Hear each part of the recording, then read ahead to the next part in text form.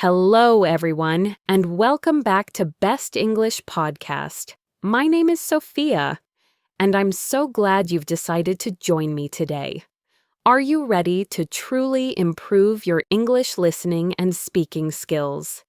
Have you ever found yourself in a conversation, nodding along, but secretly you've lost the meaning?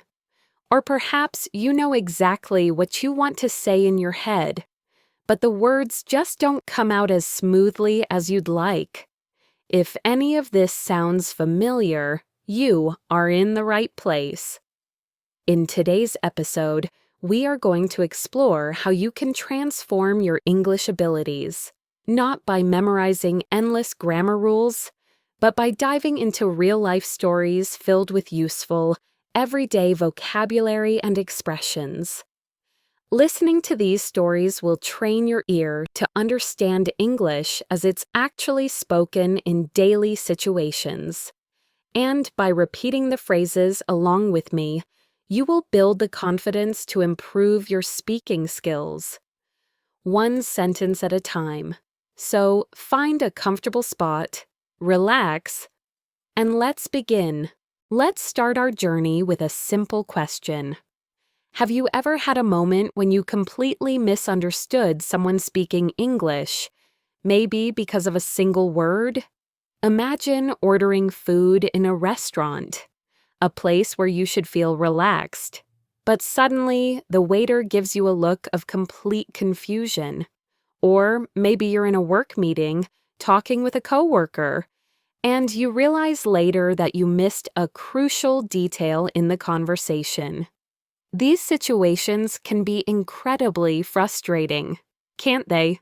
They can make you feel a little bit small, a little bit discouraged. Let me share a personal story about a good friend of mine, Leo. A few years ago, Leo traveled to New York City for the very first time. He had been dreaming of this trip for years. He was buzzing with excitement. But beneath that excitement was a layer of nervousness about speaking English in such a fast-paced city. On his first morning, he decided to embrace the local culture and walked into a small, cozy-looking cafe, the kind you see in movies, with the wonderful smell of coffee and pastries filling the air. He wanted to order a simple breakfast, a croissant and a coffee. He had practiced the words in his head. He stepped up to the counter, took a deep breath, and said with a confident smile, "Can I have a croissant and a coffee, please?" But the cashier, a busy young woman with a friendly face, just furrowed her brow. She looked at him, completely confused, and asked, "Sorry, what was that?" Leo's confidence immediately began to fade. He repeated himself, a little slower this time. A croissant and a coffee. Still, the cashier shook her head, not understanding. Leo's heart started to beat a little faster. He could feel his cheeks getting warm with embarrassment. He was just about to give up and just point at the pastry behind the glass, when another customer in line, a kind-looking older man, leaned in and said to the cashier, "I think he means a croissant." Suddenly, the cashier's face lit up with understanding.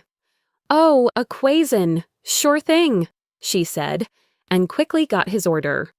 In that moment, Leo learned a powerful lesson. Sometimes, it's not just about knowing the right words. Pronunciation makes a world of difference in being understood. He realized that even though he knew the word croissant from his textbook, hearing it and saying it in a real conversation with a native accent was a completely different experience. This is exactly why listening is so incredibly important for your English journey. The more you listen to real, natural English, the more you expose your brain to the sounds, the rhythms, and the flow of the language, the more natural it will all become to you. And when you hear these common words and phrases used over and over again in different situations, you'll start to feel much more confident using them yourself. Now, let's talk about another kind of real-life situation that can be tricky. This story is about my cousin, Chloe. She moved to Canada for a new job opportunity.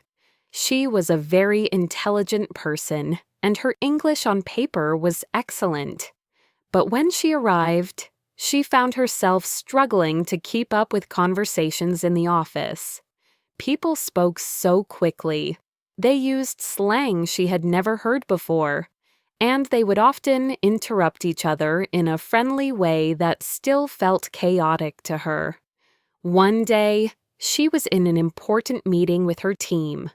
Her manager turned to her and said, "Chloe, can you touch base with Mike about the new project?" Chloe froze. Her mind went completely blank. Touch base? What could that possibly mean? She imagined herself literally having to go and touch something on Mike's desk. Should I physically touch something? She thought, feeling a wave of confusion. She didn't want to look foolish by asking, so she just nodded and hoped she could figure it out later. After the meeting, she discreetly asked a friendly colleague, who laughed and explained that to touch base simply means to check in with someone, to talk to them briefly to get an update. This one small phrase made such a huge difference in her understanding of the office culture. After that day, Chloe started paying much closer attention to the idioms and expressions that her colleagues used in their everyday conversations. She even started keeping a small notebook to write them down. So here's a powerful tip for you. Inspired by Chloe's experience. When you hear a new phrase or an idiom, don't just look up the meaning and try to memorize it. Instead, listen carefully to how it's used in a real conversation. What is the context? What is the speaker's tone of voice? Try repeating the phrase out loud to yourself, and then, when you feel ready, try using it in one of your own sentences. The more you practice using these expressions in a real way, the more natural and automatic they will feel. Now, let's take a moment to think about your own experiences. Have you ever been in a situation where you didn't understand something in English? Maybe you misheard a single word that changed the whole meaning of a sentence.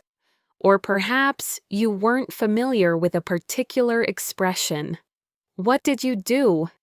How did you handle that moment of uncertainty? Imagine for a second that you are checking into a hotel. You're tired from your journey, and the receptionist at the front desk asks with a smile, "Would you like a wake-up call?"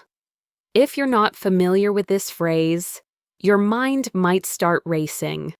You might think they're asking if you need help to wake up in life, a philosophical question. But in reality, a wake-up call is a very simple service where the hotel staff will call your room's telephone at a specific time in the morning to wake you up. These small but important moments of potential misunderstanding happen all the time in real life. That's why listening to real conversations, like the stories we share here, is truly the best way to prepare yourself and improve your English. Let's do a quick practice exercise together right now. This will help get your mouth used to forming English words. I am going to say a short, simple sentence, and I want you to repeat it out loud after me.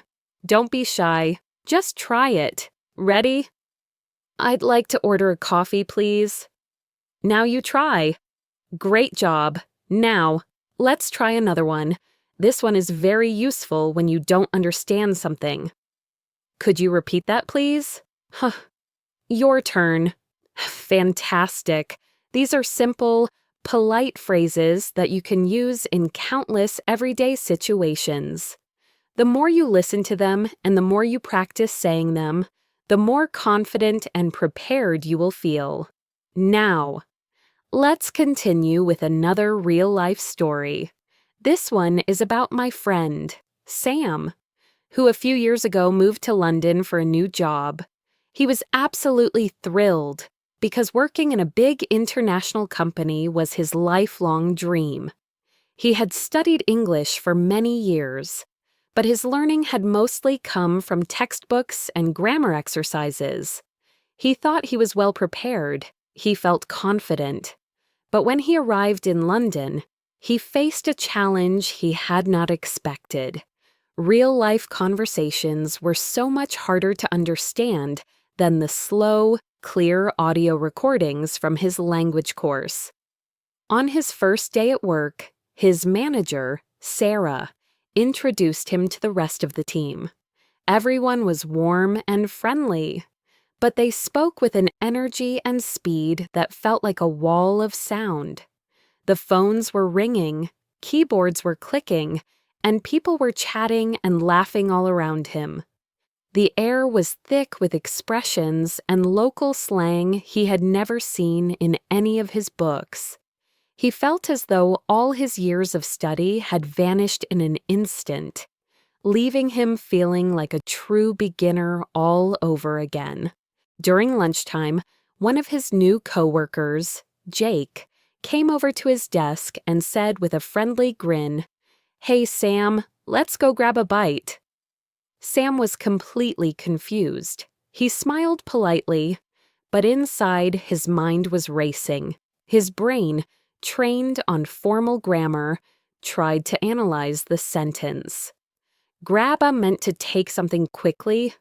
A bite meant a piece of food taken with the teeth. Did Jake want to physically take a piece of his food? The literal meaning made no sense, and a wave of panic washed over him. He hesitated for a moment, not knowing what to say, desperately searching his mental dictionary for a translation that wasn't there. He ended up just smiling and nodding, saying, okay." He followed Jake and a few others out of the office, still feeling totally unsure about what was happening, just hoping he wasn't about to do something embarrassing. When they arrived at a nearby sandwich shop and everyone started ordering their lunch, the meaning finally clicked. He felt a wave of relief wash over him. To grab a bite just means to go and get something to eat, usually something quick and informal. It was such a simple, common phrase, but because he had never heard it used in a real, fast-paced conversation before, it had completely confused him. That day, he realized that even though he had a large vocabulary of English words, he needed much more practice listening to how people actually speak in their daily lives. Sam decided he needed a plan. He was determined to improve. Every day on his walk to work, he started listening to English podcasts that featured natural conversations. At lunchtime, instead of sitting alone at his desk feeling isolated, he made a real effort to join his coworkers in the break room. At first, it was very difficult and awkward. He would sit there, eating his sandwich, trying to follow the fast-paced stories and jokes, feeling like an outsider. He didn't always understand everything they were talking about, and sometimes he felt too nervous to speak. But instead of just staying quiet, he started asking questions, simple questions, like, "Sorry, what does that mean?" Or, "Could you say that again, please?" He was pleasantly surprised to find that his coworkers were more than happy to explain things to him. And slowly, little by little, he started getting better at understanding them. One day, a few weeks later, he was in a team meeting and his manager, Sarah, said at the end, All right, let's wrap things up. This time, instead of feeling lost and confused, Sam knew exactly what she meant. Let's wrap things up meant it was time to finish the meeting. He smiled to himself. It was a small victory, but it felt huge. He realized that just a few weeks earlier, he would have had no idea what that phrase meant. This is such an important lesson for anyone learning English. Sometimes the words themselves are not difficult, but the way people say them in real, natural conversations can be very different from what you learn in a textbook. That's why listening practice is not just helpful, it's essential. The more you listen to natural English, the more comfortable and confident you will feel when it's your turn to speak. Now, let's think about another real-life situation that many of us face: traveling. Imagine you are traveling to an English-speaking country for the first time. You finally arrive at the airport after a long flight, and you have to go through immigration. The immigration officer looks at you and asks, "What's the purpose of your visit?" If you are not familiar with this very standard question, you might feel a surge of panic. What do they mean by purpose? Are they asking about my job, my whole life story? What am I supposed to say? But if you have practiced listening to common travel conversations, perhaps through a podcast or a video, you will know that the correct answer is something simple and direct, like, "I'm here for tourism," or "I'm visiting family." A few months ago, my cousin Maya traveled to Australia. She was quite confident in her English skills. But when she arrived at the airport in Sydney, she got very nervous. The immigration officer asked her a question she wasn't prepared for. "Do you have anything to declare?" Maya froze for a moment. The word declare sounded so serious, so official, like something from a legal document. Her mind started racing. Did I bring something illegal by accident? Am I in trouble? She took a deep breath to calm herself and said politely, "I'm sorry. Could you repeat that?" The officer, seeing her confusion, calmly rephrased the question. "Are you carrying any food, alcohol, or large amounts of money?" Ah, now she understood. To declare something just means to officially report it. She smiled with relief and said, "No, I don't have anything to declare." The officer nodded and waved her through. Later, she was able to laugh about the situation. She realized that the problem wasn't her English ability. It was simply that she had never heard that specific phrase used in a real-life context before. This is precisely why listening to natural conversations is so helpful. The more you hear these common phrases in their proper context, the easier it will be for you to understand and respond naturally and without stress when you find yourself in that situation. Let's do another quick practice exercise together. I'll say some common travel questions, and I want you to repeat them after me. Try to mimic my intonation. Ready? Where are you traveling from? Now you say it. Excellent. Here's another one. Do you have a return ticket? 𝗟𝗲𝗿. Wow, try saying it aloud. Great work. The more you practice both listening and speaking, the more confident you will feel in these real-world situations. Now, let's talk about another important moment where your listening skills can make a huge difference. Ordering food at a restaurant or a cafe. This is one of the most common interactions you'll have. Imagine you are in a busy, noisy cafe in London. You walk up to the counter, and the barista, who is working very quickly, says, "What can I get for you?" If you are prepared for this question, you can simply say, "I'd like a cappuccino, please." But what if they then ask a follow-up question you haven't heard before, like, "For here or to go?" If you're not familiar with this phrase, you might feel a bit confused and pressured. A friend of mine, Noah, had this exact experience when he traveled to the United States for the first time. He walked into a coffee shop in Chicago and ordered a latte. The cashier then asked him, "For here or to go?" Noah hesitated. He had never heard this phrase before. He logically guessed that to go might mean the same as takeaway. So he said, "To go." Luckily, he was right. But in that moment, he felt nervous because he wasn't 100% sure. After that experience, he started listening very carefully to how other people ordered their food and drinks.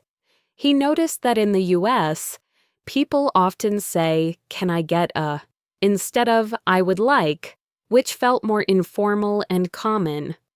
He also learned that "that'll be" is a very common way for cashiers to tell you the total price.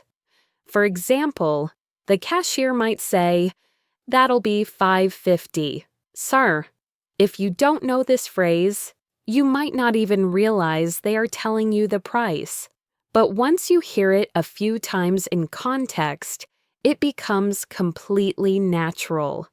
This is why real-life listening is so vital. The more you hear these everyday phrases, the more confident you will feel when it's your turn to speak. So, let's practice a couple of these. I'll say some common phrases you might hear in a cafe. I want you to repeat after me. "What can I get for you?" Now you say it. Wonderful. Here's another one. "That'll be $5.50. What? Try saying it aloud. You're doing great. When you actively listen and then repeat, your brain gets used to the sounds and rhythms of English, and speaking becomes easier and more automatic. Let's continue and explore another important area where your listening and speaking skills can make a massive difference in your daily life: making small talk. Small talk is that kind of casual, friendly conversation you have with people in everyday situations, like when you meet someone new at a party, or when you're waiting in line for a bus, or even with a colleague by the coffee machine at work. It's a skill that can feel quite difficult or even pointless at first, especially if you come from a culture where it's not as common. But once you practice it, it can become one of the most valuable ways to improve your fluency and build connections in English. A few months ago, my friend Isabella, who is originally from Spain, moved to an English-speaking city for her job. She had studied English for many years and had excellent grammar and vocabulary, but she was very nervous about speaking with strangers, especially when it came to making small talk. She initially thought that small talk wasn't as important as knowing complex grammar rules, but she quickly realized that it was a huge part of everyday life and workplace culture. Her first week at her new job was a bit stressful. At lunchtime, her colleague, Mark, kindly invited her to join him and a few others in the break room. Isabella was unsure what she should say. She didn't know these people very well, and she was afraid that she might say the wrong thing or that they wouldn't understand her accent. When they all sat down to eat, Mark turned to her with a friendly smile and asked, "So, how was your weekend?" Isabella froze for a second. In Spain, people might talk about their weekend, but it often feels more personal. She didn't know if she should share something personal or just keep her answer very simple and short. She finally decided to play it safe and said, "It was good. I went to the park with my family." That was a safe answer, right? But then Mark smiled and said, "That sounds nice. What did you do at the park?" Isabella realized then that this wasn't an interrogation. It was just like asking someone about their hobbies or interests. It wasn't a deep, philosophical conversation. It was simply a way to connect with another person. Over the next few days, she became much more comfortable with small talk. She started asking her coworkers simple questions, like, "Do you like the weather here?" Or, "What do you like to do in your free time?" And she was surprised at how easy it became to have these little conversations. Through these simple interactions, Isabella realized something very important. Small talk isn't just about talking to fill the silence. It's about connecting with people. The more you practice it, the more natural it becomes. And when you listen carefully to what the other person says, you learn incredibly useful phrases and expressions that help you speak more naturally yourself. For example, when Mark asked about Isabella's weekend, he didn't say, "What did you do over the weekend?" Instead, he used the more common and friendly phrase, "How was your weekend?" When you hear these expressions in real conversations, they start to stick in your mind, and soon enough, you'll be able to use them yourself without even thinking about it. Here's another useful tip when it comes to small talk. Often, people don't expect long, detailed answers. It's more about the back and forth rhythm of the conversation. You give a simple response, and then you ask the other person about their experience. When you're practicing, remember to listen for these small cues. For instance, someone might say, "The weekend was great, but I wish it was longer." This shows that they're offering a little bit of information and personal feeling, but they're also leaving space for you to share your experience, too. Isabella started using this technique, and she found that it helped her speak more confidently. Instead of worrying about saying something perfect, she focused on the flow of the conversation and on learning new phrases. One of the most useful phrases that Isabella picked up during her first few weeks was, "What about you?"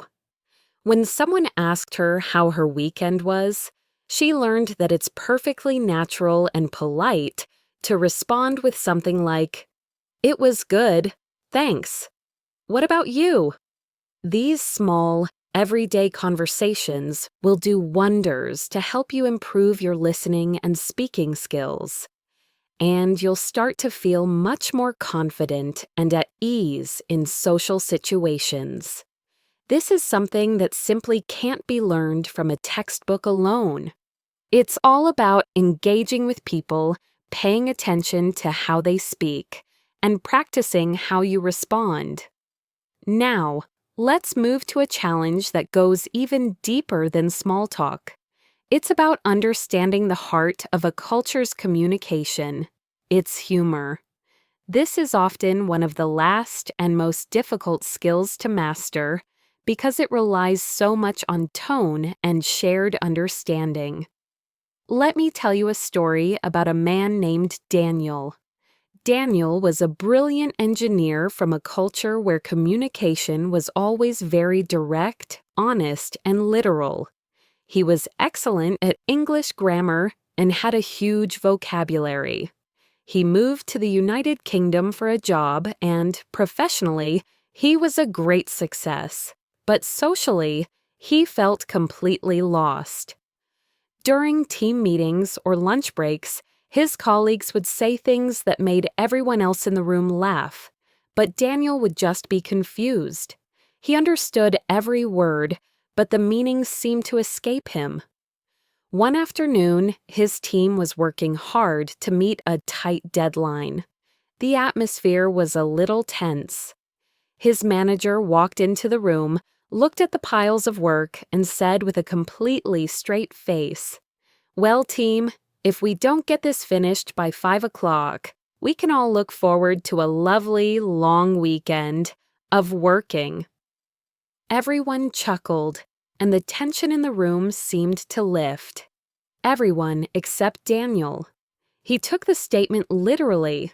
His heart sank. He started to panic, thinking about how he would have to cancel his weekend plans and tell his family he had to work. The thought stressed him out for the rest of the day. Later that afternoon, he saw a kind colleague named Emily by the coffee machine. He decided to ask her about it. He said nervously, "Emily, I am very worried about working this weekend. I did not know this was a possibility." Emily looked at him, confused for a second, and then her face softened with understanding. "Oh, Daniel," she said with a gentle smile. He was joking. That was just his dry sense of humor.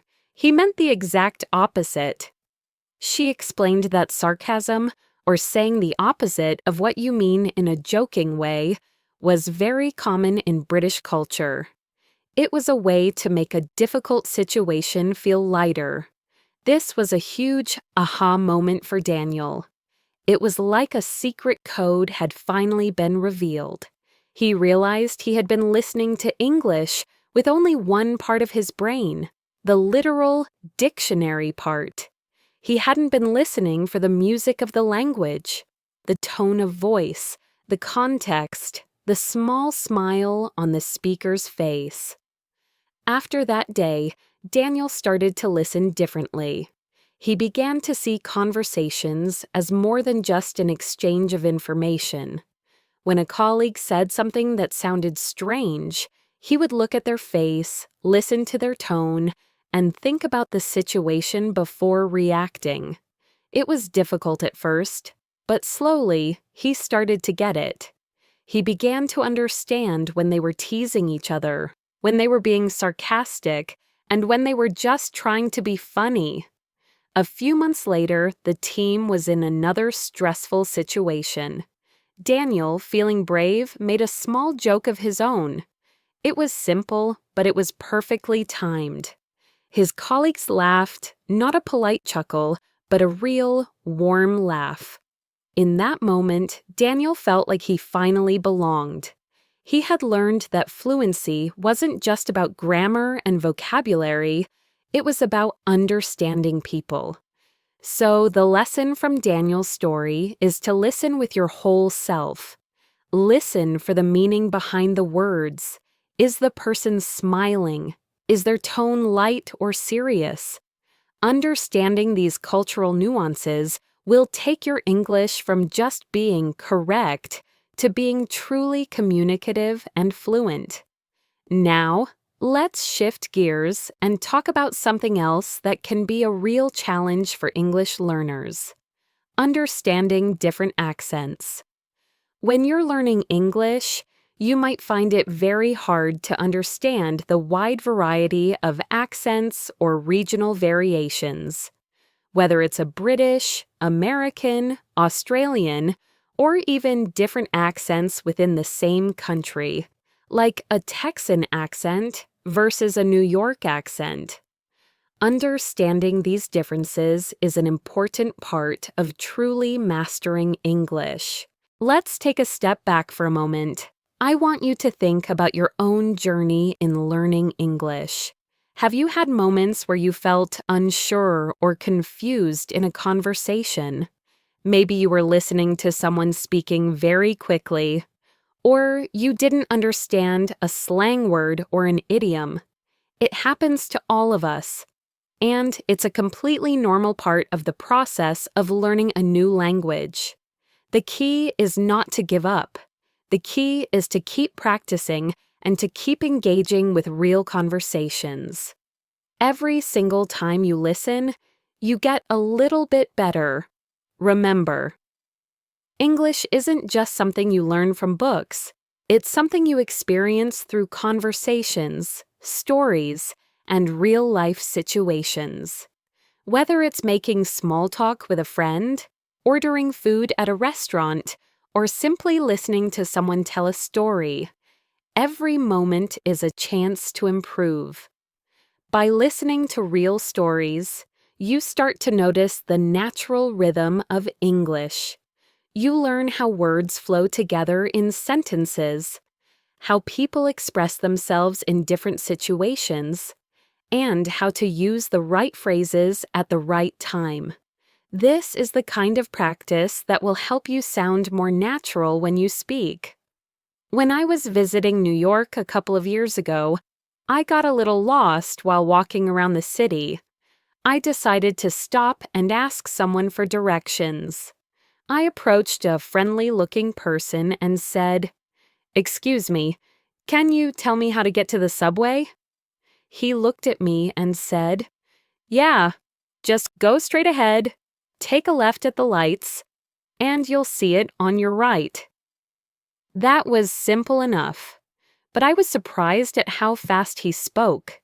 He didn't slow down to explain, and I had to listen very carefully to catch all the details. In that moment, I realized how important it is to focus not just on the words, but on how they're delivered.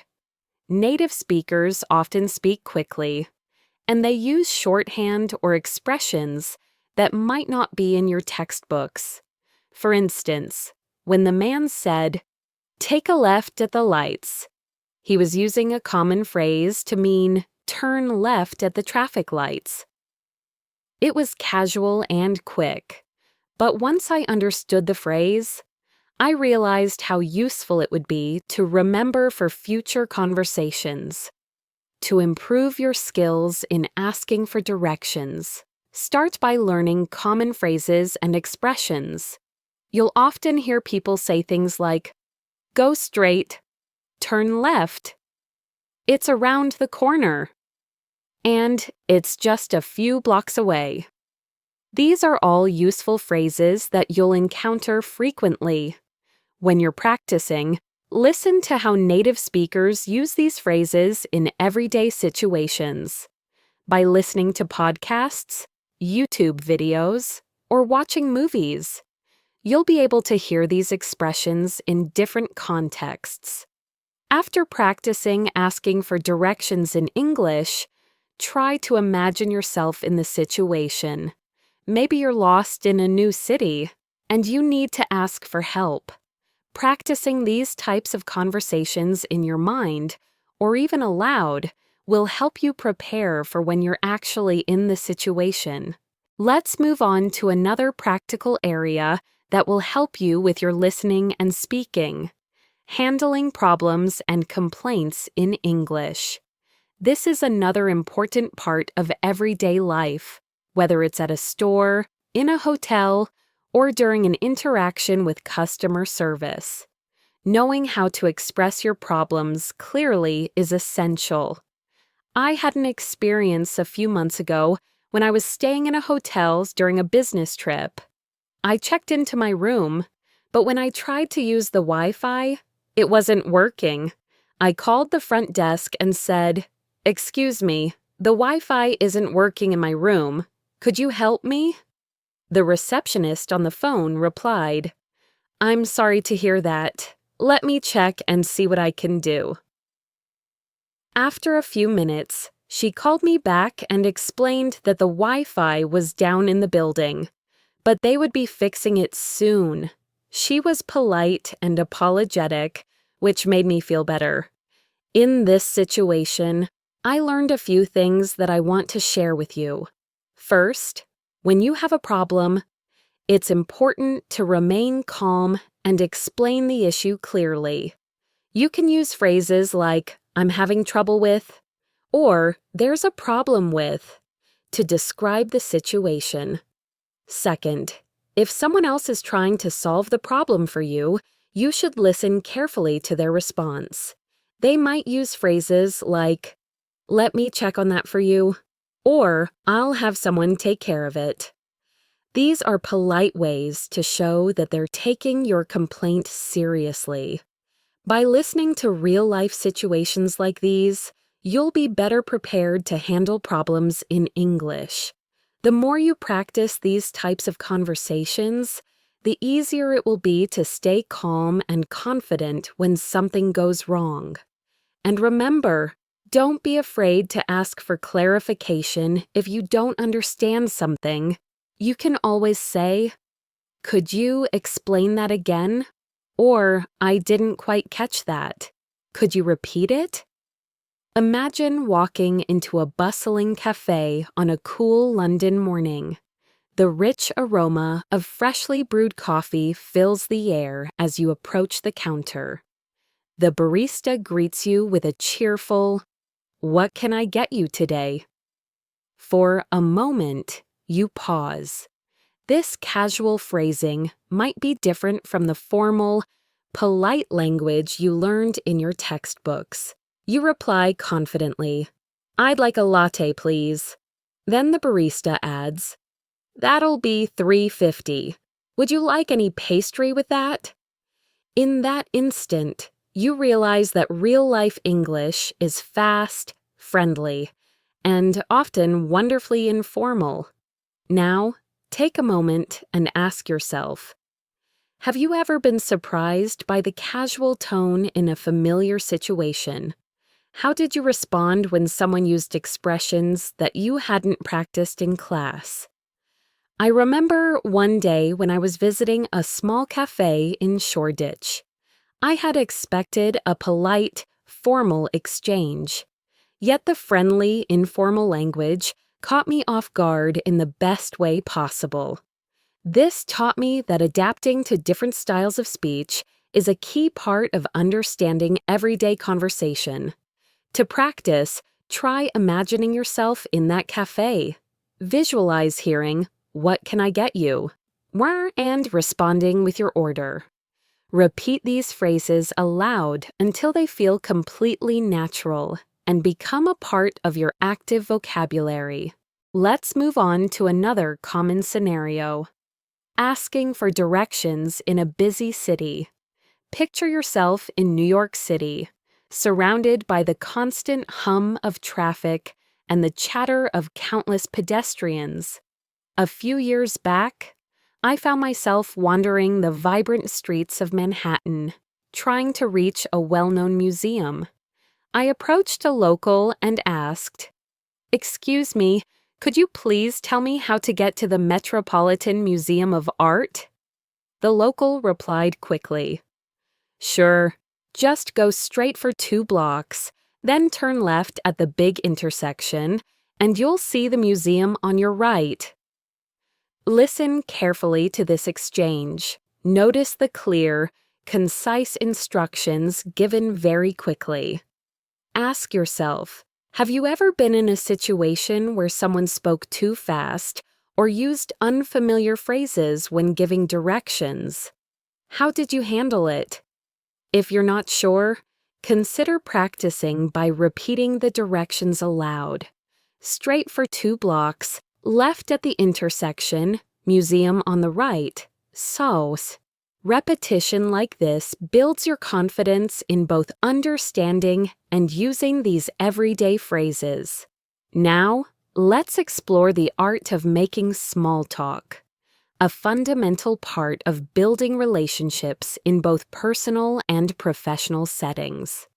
I recall an afternoon at a local community event in London where I met a gentleman named James. He started our conversation with a simple, "Lovely weather today, isn't it?" I responded, "Yes, it's a beautiful day. I love how the sunshine brightens everything." That simple exchange opened up a pleasant discussion about our favorite outdoor activities, local parks, and weekend plans. Think about your own experiences.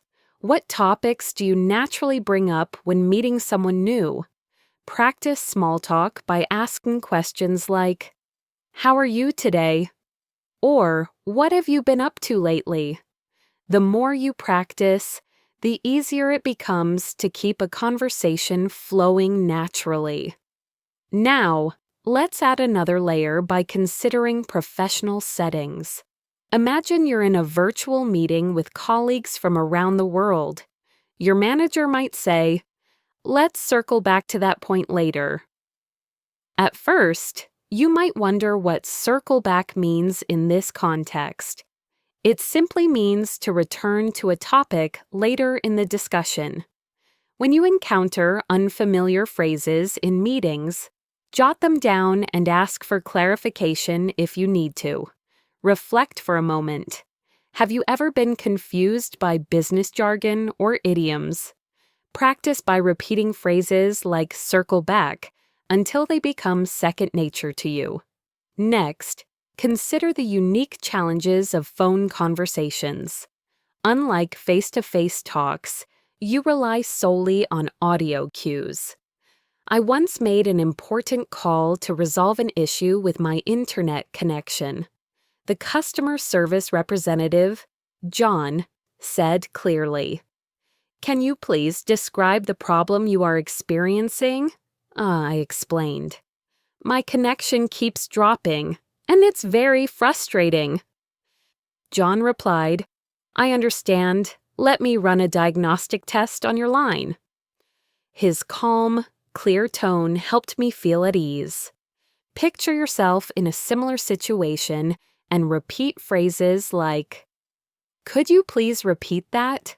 or "I'm sorry, I didn't catch that." These exercises can prepare you for real-life calls where clarity is absolutely crucial. Now, let's explore a situation many of us face when traveling. Imagine arriving at an airport in an English-speaking country. The announcements over the intercom might sound like, "Due to inclement weather, your flight will be delayed by 30 minutes. In that moment, you might feel anxious if you're not familiar with such phrasing. Later, when you ask a staff member, "Could you tell me what the delay is about?" they explain, "The delay is because of bad weather conditions." Consider practicing these scenarios at home. Repeat key phrases such as "flight delayed" and "inclement weather" until you feel comfortable understanding and using them. Another everyday conversation involves discussing hobbies and interests. Picture a quiet evening when you meet someone at a local event. They ask, "What do you enjoy doing in your free time?" You might reply, "I love reading, hiking, and trying out new recipes." This kind of conversation is a perfect opportunity to learn descriptive adjectives and expand your vocabulary. Think about your favorite hobby. What words would you use to describe it? Practicing these questions and answers builds not only your vocabulary, but also your confidence in sharing personal experiences. Let's engage in an interactive exercise right now. Repeat after me. How are you today? Wahar. What have you been up to lately? The weather is really nice, isn't it? I'd love to hear more about that. Take your time with each sentence. Practice them until they roll off your tongue effortlessly. This kind of repetition builds muscle memory for natural conversation. Switching gears, let's delve into conversations at work, specifically handling meetings and presentations. I remember a meeting where our team leader said, "We need to finalize the project timeline by Friday." A colleague named Sarah then asked, "Can everyone please confirm their availability for a meeting on Thursday?" You might respond with, "I'm available on Thursday, and I'll send a calendar invite shortly." Reflect on this dialogue. Notice how clear, concise language is used to coordinate plans. If you work in a professional environment, practicing such exchanges can prepare you for real-life scenarios where accuracy and clarity are essential. Another memorable experience was during a business conference call. The host said, let's wrap up the discussion and summarize our key points. At that moment, I repeated the sentence in my head to make sure I understood. After the call, I reviewed the phrases wrap up, summarize, and key points. These are common in professional settings. Ask yourself, how many times have you encountered these expressions in meetings? Now is a great time to practice them. Say them aloud until they become part of your working vocabulary. Let's consider a more challenging scenario: interacting with service providers when something goes wrong. Imagine you've booked a hotel room and find that the Wi-Fi isn't working. You call the front desk and say, "Excuse me, the Wi-Fi in my room isn't working. Could you please help me?" The receptionist responds, "I'm sorry for the inconvenience. Let me check on that for you." This exchange uses straightforward language, but it's crucial to speak clearly and listen carefully. Think about how you would handle a similar situation. Practice these key phrases and consider recording yourself to see where you might improve. Now, picture yourself in a local market in Australia. A vendor enthusiastically shouts, "This is a ripper deal." At first, you might wonder what ripper means. Later, you learn that it is Australian slang for excellent or fantastic. This is a prime example of how listening to real-life conversations teaches you regional vocabulary and idioms that you might not find in a textbook. Reflect on any slang or idiomatic expressions you've heard recently. Write them down and try using them in your own sentences. Over time, these expressions will become a natural part of your speech. Another engaging scenario involves social gatherings with family and friends. Imagine sitting around a dinner table where everyone is sharing stories about their day. One relative asks, "What was the best part of your day?" You respond, "I had a wonderful conversation with a new friend at the cafe." This warm, informal exchange is common in family settings. Think about the simple yet powerful words you use during these conversations. Words like wonderful, so enjoyable, and delightful. Practicing these expressions in a relaxed setting builds your confidence and reinforces your natural speaking style. Now, let's talk about the role of digital communication in modern English practice. Email, instant messaging, and video calls have become part of our daily lives. For example, when writing an email for work, you might start with, "Dear Mr. Smith, I hope this email finds you well," and close with, "Sincerely, Sophia." No. On the other hand, when texting a friend, you might simply write, "Hey, are we still on for dinner tonight?" Notice how the language shifts depending on the medium. Consider your own experiences with digital communication. Which style do you find most challenging? Practice both formal and informal writing to build a balanced skill set. Let's move on to a scenario involving cultural events. Imagine attending a local art exhibition where a curator explains a painting by saying, "This artwork reflects the artist's inner turmoil during a time of great change." You ask, "What inspired this style?" The curator replies, "The use of bold colors and dynamic brushstrokes represents the conflict between tradition and modernity." This conversation not only introduces you to artistic vocabulary, but also encourages you to express abstract ideas. Think about how you would describe a piece of art or a cultural event.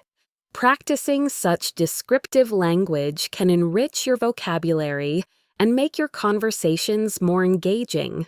Another practical scenario is participating in academic discussions.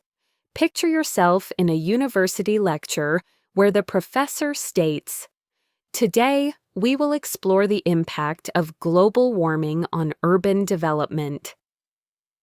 After the lecture, you ask, "Could you please elaborate on the strategies cities are using to combat climate change?" This type of dialogue requires both active listening and thoughtful questioning. Consider how you might summarize what you've learned in your own words. This practice reinforces your understanding and prepares you for future academic conversations. In addition to structured scenarios, spontaneous conversations are an important part of real-life communication. Imagine you're at a community park and you overhear a group discussing the latest local news. One person remarks, "The new park renovations have really transformed this area." You might join in by saying, "I agree. The improvements are fantastic. Have you noticed the new playground features?" Or, these unscripted interactions offer a chance to practice impromptu speaking and active listening. Ask yourself, when was the last time you joined a spontaneous conversation? What strategies can you use to smoothly enter such discussions? Now, let's explore a scenario that many of us face online: participating in discussion forums and chat rooms. In these digital spaces, language is often informal, filled with abbreviations and emoticons.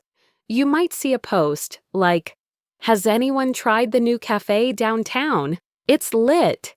Even if the language is casual, it still provides insights into current slang and conversational style. Spend some time browsing online groups or forums in English. Observe the way people interact and try to incorporate some of these expressions into your own spoken or written communication. Consider also the challenge of handling disagreements or misunderstandings in conversation. Even with clear language, miscommunications can occur. I recall a conversation with a friend where our opinions on a current event differed. Instead of letting the discussion become tense, we said, "I see your point, but I have a different perspective. Can we clarify our thoughts further?" Or, using phrases like these helps keep the conversation respectful and constructive. Reflect on any disagreements you've experienced. What language could have helped smooth the situation? Practice using such phrases in role-playing exercises with a friend or by recording yourself until they feel natural. Let's now shift to another rich source of language practice: storytelling. Telling your own story not only improves your speaking skills, but also makes your conversation more engaging. Imagine recounting a memorable day when everything went unexpectedly. Start with, "One day, I found myself lost in a busy city, and that experience taught me the value of patience and resourcefulness." As you narrate, include vivid details. Describe the sounds, the sights, and even your emotions. Storytelling helps you organize your thoughts and express yourself in a structured manner. Think about a recent experience and try to narrate it in English. This exercise will boost both your vocabulary and your confidence in speaking. Interactive exercises are an essential part of this journey. I invite you now to repeat the following sentences with me, paying close attention to the natural rhythm and emphasis. "I appreciate your help."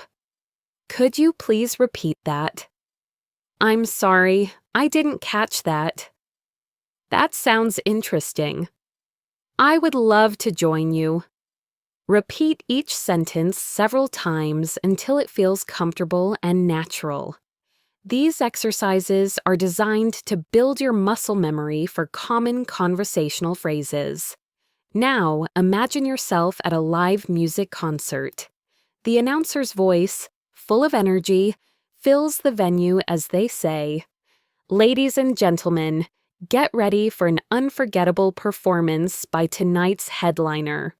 Such vibrant expressions and high-energy announcements require you to match the speaker's enthusiasm. Visualize yourself in that setting. What would you say if you wanted to compliment the performance? Perhaps, "The energy on stage is electrifying." Practicing such dynamic language can help you adjust your tone and pace to suit different emotional contexts. Next, picture yourself in a quiet bookstore. You approach a clerk and ask, "Could you recommend a good mystery novel?" "𝗟𝗲𝗿. The clerk smiles and replies, "Certainly, this bestseller has a captivating plot and intriguing characters." This simple interaction introduces descriptive adjectives and polite inquiries that are common in everyday conversations. How would you describe your favorite book or genre? Spend a few moments thinking about this and practice forming sentences that describe your interests in detail.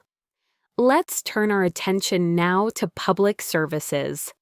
Imagine you're at a government office applying for a new passport. The clerk greets you with, "Good morning, how may I assist you today?" You reply, "I need to renew my passport, please." The conversation continues with precise questions and answers, such as, "Could you please provide your current passport number?" and "Do you have all the required documents?" These formal exchanges require you to be both clear and concise. Practice such dialogues with a friend, or even role-play them in front of a mirror. Notice how using polite expressions like please and thank you makes the conversation smoother and more effective. Another scenario involves visiting a healthcare facility. Imagine sitting in a doctor's office where the physician asks, "How have you been feeling recently?" You might answer, "I have been experiencing headaches and a bit of fatigue." The doctor then follows up with, "Can you describe the nature of your headaches?" Such conversations demand clear communication about your symptoms. Practice describing common health issues in simple, direct language. Repeating phrases like, "I feel unwell," or "The pain is moderate and sometimes sharp," will prepare you for real-life medical discussions. Digital communication also plays a crucial role in modern English. Consider video calls, where you see not only the speaker's words, but also their facial expressions and gestures. In a recent video meeting, a colleague said, "Can everyone see my screen?" and quickly followed up with, "Please let me know if you have any questions." Video calls require a blend of clear speaking and active listening. Practice these interactions by joining online webinars or virtual meetups. The more you expose yourself to different digital communication styles, the more natural they will become. Now, let's explore how discussing current events can enrich your language skills. Imagine listening to a news report that states, "Local communities are coming together to address recent flooding." Such statements are filled with formal language and important vocabulary. After listening, try summarizing the news in your own words. The report discussed how neighborhoods are uniting to deal with severe floods. This exercise helps you process information, retain new vocabulary, and practice summarizing, a key skill in both listening and speaking. Another engaging scenario is participating in group discussions or debates. Picture yourself at a community forum where the topic is the impact of social media on daily life.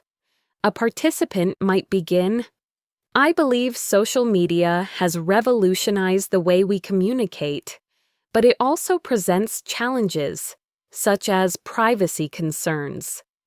You might respond with, I agree that social media has its benefits, but I'm curious about its effects on face-to-face interactions. Engaging in debates not only exposes you to different viewpoints, but also teaches you how to articulate your opinions clearly. Reflect on any group discussion you've been part of. What phrases did you use to express agreement or to politely disagree? Practice these phrases until you feel they become an integral part of your conversational toolkit. Next, let's consider the practicalities of everyday shopping. Imagine entering a department store and needing assistance finding an item. You might approach a sales associate and ask, "Excuse me, could you help me locate the electronics section?" The associate might reply, "Yes, it's on the second floor, near the home appliances area." Such interactions, though brief, are essential in daily life. They emphasize the use of polite inquiries, clear directions, and simple language. Visualize yourself in this scenario and practice the key phrases. How would you modify your request if you needed additional information, such as, "Could you please show me where that is?" Repeating these exchanges can make you more comfortable in real-life shopping situations. Let's also look at scenarios where you might need to handle unexpected challenges. Imagine you're out with friends, and suddenly the weather changes. You might hear someone say, "It looks like we're in for a downpour. Let's find shelter." In such moments, clear and calm communication is essential. You might add, "I'll grab my umbrella," or ask, "Does anyone know where we can take cover?" These spontaneous conversations require you to be quick on your feet. Reflect on any unexpected situations you've encountered. How did you communicate in the moment? Practice these scenarios with a friend so that when the time comes, you feel ready to respond confidently. Consider next a scenario involving a friendly debate on a lighthearted topic, such as discussing favorite cuisines. Imagine sitting at a dinner party where someone remarks, "Italian food is the best because of its rich flavors and variety." You might respond, "I love Italian food too, but I'm also fond of the spicy kick of Thai cuisine." This type of dialogue helps you practice comparing ideas and expressing preferences. Notice the language used, words like rich, variety, spicy, and fond add color to your conversation. Ask yourself, which adjectives do you commonly use when describing food or other interests? Practice crafting sentences that incorporate these descriptive words to enhance your communication. Let's now transition to scenarios that involve nonverbal cues and body language. Even though our focus is on listening and speaking, nonverbal elements play a key role. Picture a conversation where a friend is explaining an exciting news story. Even if you cannot see them during a phone call, imagine how their tone of voice conveys excitement, their laughter, the slight pause before a punchline, and the change in pitch all signal their emotions. While practicing on your own, try to incorporate these elements. Smile as you speak, and notice how your tone changes. Even without a visual cue, these subtleties make your speech more engaging and natural. We have now reached a point where each scenario builds upon the previous one, enriching your understanding of real-life English. As you continue your practice, remember that every conversation is a stepping stone on your journey toward fluency. the everyday interactions we've discussed, from ordering food and asking for directions to engaging in professional meetings, participating in cultural events, and even handling unexpected situations. Each offer valuable opportunities to practice and improve your listening and speaking skills. Imagine your future self confidently navigating any situation. Whether you're conversing with a stranger in a cafe or leading a meeting at work, visualize the progress you will make by immersing yourself in these varied scenarios, practicing key phrases, and learning from every interaction. The more you expose yourself to natural, authentic English, the more intuitive your responses will become. I hope you've found today's stories and exercises helpful. Remember, every single conversation, no matter how small, is a step forward on your journey to English fluency. The key is to listen, practice, and not be afraid to make mistakes, because each one is a learning opportunity. If you enjoyed this episode and want to continue improving your English with us, make sure you subscribe to our channel, Best English Podcast, and please hit that notification bell. That way, you'll be the first to know when we release a new episode, and you won't miss a single chance to practice. Thank you for listening, and I look forward to joining you again next time. Until then, keep practicing.